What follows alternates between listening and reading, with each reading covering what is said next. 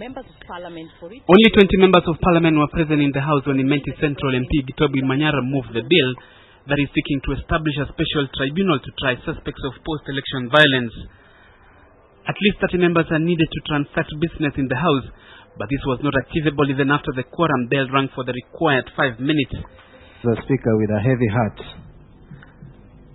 this bill is a very important bill with far-reaching effects in this country. And when I look around the quorum in this House, I don't think is adequate enough to give this bill enough attention. It was an anticlimax for the Imenti Central MP, who needs at least 145 members to support his bill for it to become law. The absence of MPs from the House was seen within some quarters as a strategy by those opposed to the bill. Sources within political camps opposed to the bill tell of a two-pronged scheme to defeat the bill. One scheme is to ensure there is no quorum to debate the bill, while the other is to rally members of parliament to outrightly vote against the bill when it is put to vote sometimes next week. Only yesterday the Imenti Central MP had expressed optimism, even as he told of a possible scheme to derail the passage of the bill. Now the government cannot change that position. They can defeat the bill if they have the numbers, but we will not allow them to take it in order to manipulate it.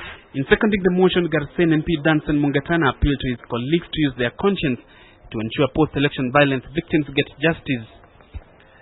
These Kenyans who are victims are listening to us today and looking up to the leadership of the country to do something about the problems, the victimization they encountered at that period. The bill seeks to have all those engaged in the post-election chaos brought to book, while the planners and financiers are taken to The Hague. The chief perpetrators go to The Hague. Their names are contained in an envelope. The other violators will be dealt with here in accordance with the law without distinction as their community, their status in life, their official capacity. The fate of the bill now lies with the House Business Committee that is set to meet and slot the bill for debate probably on Wednesday next week. Emmanuel Talam, KTN Prime.